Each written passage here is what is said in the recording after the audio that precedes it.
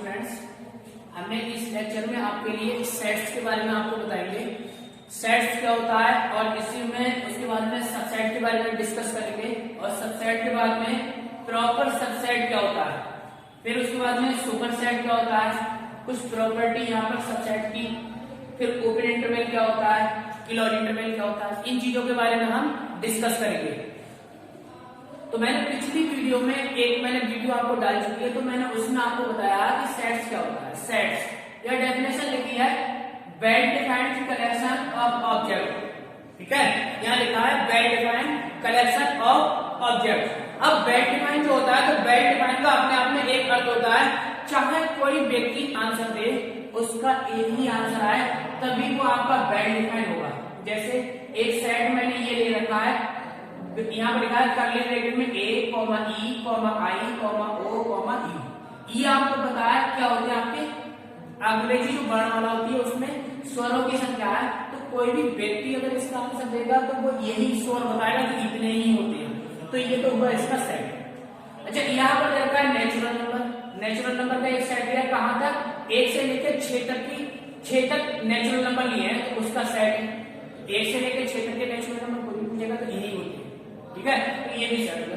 कुछ शब्द ऐसे होते हैं जिसको अगर लगा तो वो आपके सेट नहीं कहलाते हैं। जैसे मैंने कहा कि कोई व्यक्ति बहुत ज्यादा इंटेलिजेंट है या कोई व्यक्ति बहुत ज्यादा खतरनाक है, तो ये सेट नहीं होती है। उसके बाद में बात आती है सबसेट की। तो सेट के बारे में आपने समझ होगा, सबसेट की बात आती है। A set A is said to be a subset of B if every element of A is also an element of B। मतलब A जो ऐसा सेट होगा इसके जितने भी एलिमेंट होंगे वो आपके B से आएंगे, तभी वो आपका A क्या होगा, सबसेट होगा इसका B का। तो मैंने यहाँ लिखा है A is the subset of B। ठीक है, अब उसके बाद में मैंने एक यहाँ पर और सेट लिया है C, उसमें 2 एलिमेंट दे रखे हैं। एक तो आपका दे रखा है कौन सा, C दे रखा है और E दे रखा है।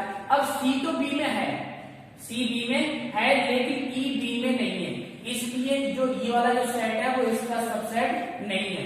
तो इसको E जो लिखा है इसका मतलब है नॉट सबसेट। ठीक है, इसका मतलब पहले आप सबसेट का चिन्ह लगाएंगे, नॉट सबसेट। ऐसा भी होता है, यहाँ पे लिखा है जो, और एक चीज और समझ लीजिए इसमें कि किसी सेट के जो सबसेट्स की संख्या होता है वो 2 की पावर n होता है, और n क्या होता है, वो सेट के अवयवों की संख्या होती है। जैसे यहाँ लिखा है 1 2 3 अवयव है इसमें, तो यहाँ पर n का मान कितना जाएगा, 3। तो अगर इसके सबसेट अगर हमें बनाने होंगे तो वो कितने आएंगे, 8 आएंगे। 2 की पावर 3 का मतलब कितना, 8। तो अगर यहाँ पर आप देखेंगे तो इस सेट से अगर 3 अवयव दे रखे हैं तो n का मान 3 लगाएंगे तो यहाँ पर इसके सबसेट की संख्या कितनी पता पड़ेगी, 8 आ जाएगी।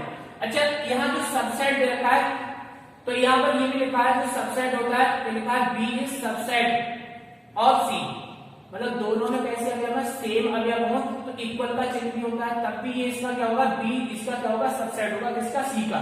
और C भी B का सबसेट होगा, इसमें C भी B का सबसेट होगा। तो यहाँ पर B में जो एलिमेंट, जितने एलिमेंट होंगे उतने ही एलिमेंट किसमें होंगे, C, लेकिन सेम एलिमेंट होंगे इसमें, तभी ये इसका सबसेट होगा। उसके बाद में आते हैं प्रॉपर सेट, प्रॉपर सबसेट। तो प्रॉपर सबसेट क्या है, आपको दे रखा है B, एक सेट दे रखा है, इसमें अवयवों की संख्या है A B C, ये दे रखा है, और A में अवयव दे रखे A और B। तो कह रहा है A is the subset of B। अब हमें बताना कि प्रॉपर सबसेट क्या होता है, तो जो B है, B A का जो यहाँ पर रखा है प्रॉपर सबसेट का, आपका दे रखा है A दे रखा है, A आपका क्या हो जाएगा, A प्रॉपर सबसेट हो जाएगा किसका, B का। But A is not equal to B होगा तब, मतलब इसमें जो अवयवों की संख्या है वो हमेशा कैसी होगी, A में कम होगी, किससे, B से। ठीक है, B से अवयवों की संख्या इसमें क्या होगी, कम होगी। इसके लिए प्रॉपर सबसेट के लिए हमेशा A में जो सबसेट होगा इसमें हमेशा संख्या कैसी होगी, इससे एलिमेंट की संख्या होगी वो कम होगी, तभी ये प्रॉपर सबसेट होगा। तो A को हम B का प्रॉपर सबसेट बोलेंगे, वो सबसेट बोलेंगे, प्रॉपर सबसेट, प्रॉपर सबसेट किसको, A को B का प्रॉपर सबसेट। फिर उसके बाद में आता है सुपरसेट। सुपरसेट क्या होता है, सेट लिया है B, एक B सेट है, इसमें एलिमेंट आपके पास में कितना, 1 2 3, मैंने 3 एलिमेंट ले लिए, और A में कितने लिए हैं, 1 और 2। तो कह रहे हैं A तो इसका क्या हो जाएगा, सबसेट हो जाएगा, A इसका सबसेट और B।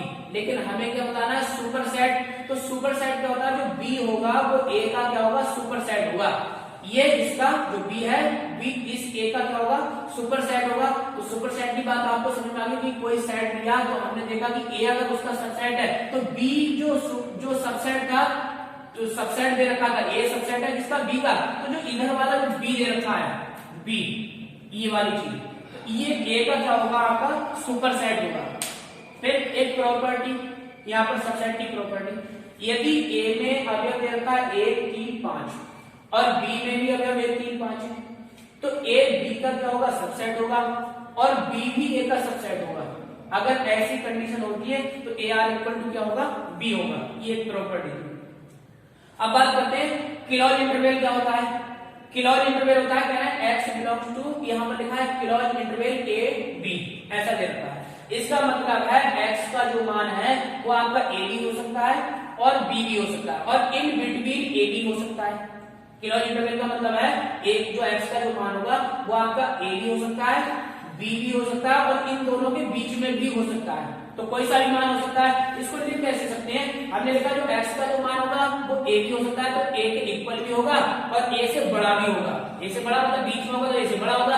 ऐसे यहाँ b भी हो सकता है और b से कैसा होगा, छोटा होगा, और a हमेशा इससे b से कैसा होगा, बड़ा होगा। ठीक है, तो ये तो हो गया क्लोज इंटरवल। क्लोज इंटरवल में इस बिल्कुल को लगाते हैं और ओपन इंटरवल की बात करते हैं। ओपन इंटरवल तो यहाँ पर ऐसा लिखा x belongs to a b, ये ओपन ब्रैकेट लगी है, तो इसका मतलब होता है यहाँ x का जो मान है वो a और b नहीं होगा, इनके बीच में होगा कोई मान। ठीक है, इनके बीच में कोई से बहुत सारे मान होंगे तो उनमें कोई सा भी मान हो सकता है किसका, x का। तो x का जो मान होगा वो a और b के कहाँ होगा, बीच में। ओपन इंटरवल में होता क्या है, a और b इसका मान नहीं हो सकता, लेकिन क्लोज इंटरवल में जो मैंने बताया था a और b इसका मान हो सकता है किसका, x का।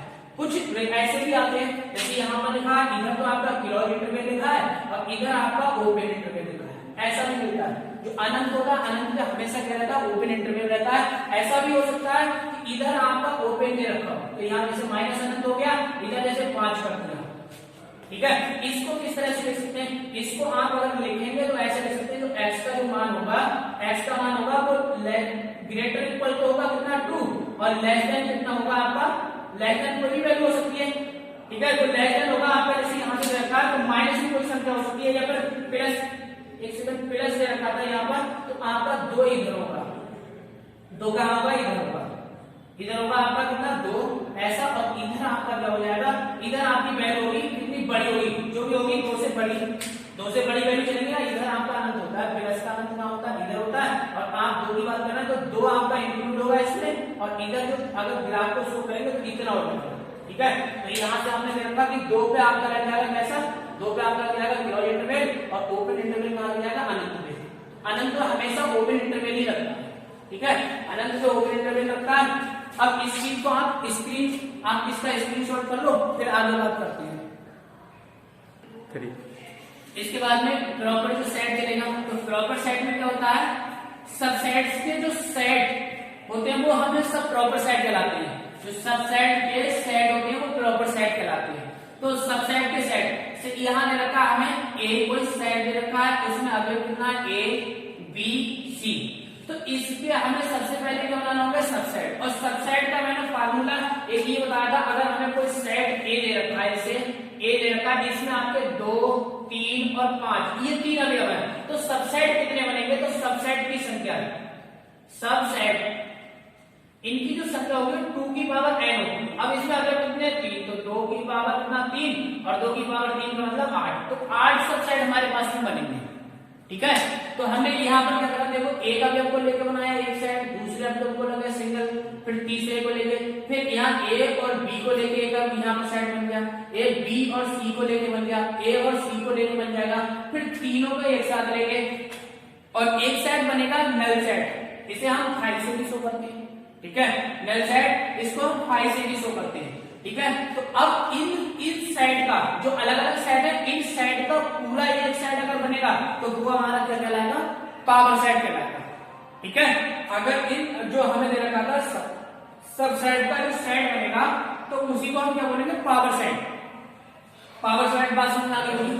फिर उसके बाद में यूनिवर्सल सेट। यूनिवर्सल सेट में क्या होगा, यूनिवर्सल सेट में होगा a बराबर 1 2 3 दे रखा है और b एक सेट दे रखा है, इसमें 1 से लेकर 5 तक संख्या दे रखी है, और C से 0, -1 और 2, ये 3 सेट दे रखे हैं। तो 3 सेट में हमें दे रखे हैं, तो इन तीनों सेटों को, इनको तीनों सेटों को एक सेट के रूप में अगर हम इसको कन्वर्ट कर देंगे तो वो इसका यूनिवर्सल सेट कहलाएगा कि इन सभी अवयव इस वाले सेट में आपको मिलेंगे।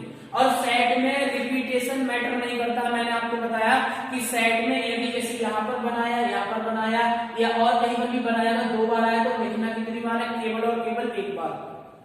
कोई भी संख्या जैसे 2 यहाँ आया था, 2 यहाँ पर भी आया, 2 यहाँ लिखा, कितनी बार जाएगा? केवल 1 बार। तो सेट में रिपीटेशन मैटर नहीं करता है, तो ये इसका इन सेट का क्या होगा? ये यूनिवर्सल सेट। ठीक है। फिर मैंने आपको बताया थोड़े टाइप्स ऑफ सेट दे रखे हैं, ये भी आप एक नजर डाल लो। यहाँ पर एम्प्टी सेट या इसी को बोलते हैं नल सेट। ठीक है। तो इसको 5 से भी शो करते हैं और इस खाली ब्रैकेट से, मैंने यहाँ लिखा ना खाली ब्रैकेट, इसके बाद मैंने इसको 5 में कन्वर्ट कर दिया था, इसको हम 5 में लिख सकते हैं। अब चाहो तो यहाँ पर खाली ब्रैकेट भी लिख सकते हैं। ठीक है। फिर है सिंगलटन सेट। सिंगलटन सेट एक ऐसा सेट जिसमें केवल और केवल एक ही अवयव होता है, वो आपका क्या कहलाता है? Singleton set. जैसे मैंने यहाँ पर एक सेट लिया, इसमें एक ही अवयव है, यहाँ एक सेट मैंने बी लिया है, इसमें भी केवल और केवल एक ही अवयव है। फिर उसके बाद में आता है फाइनाइट सेट। ऐसे सेट जिसमें हम अवयवों की संख्या को काउंट कर सकते हैं, फाइनाइट सेट कहलाते हैं। तो यहाँ पर एक से लेकर 5 तक नंबर है और यहाँ पर ए ई आई ओ यू, ये 5 अंक में रखे।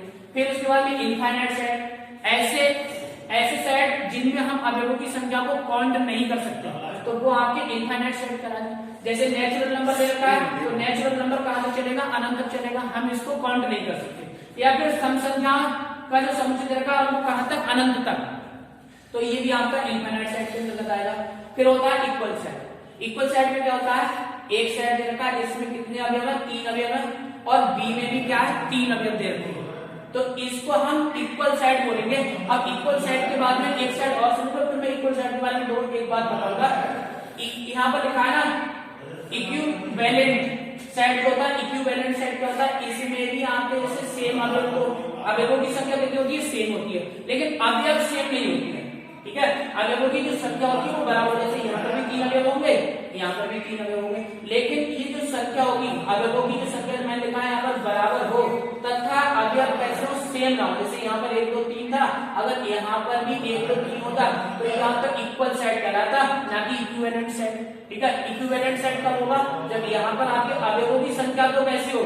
सेम ना हो, लेकिन इक्वल हो। जैसे इसमें भी 4 अवयव है, इसमें भी 4 अवयव है, लेकिन डिफरेंट होने चाहिए, तभी वो आपका कैसा होगा? इक्विवेलेंट सेट होगा। ठीक है। तो हमारी ये वीडियो अगर आपको पसंद आई हो तो हमारी वीडियो को लाइक करें और सब्सक्राइब करें और ज्यादा से ज्यादा शेयर करें।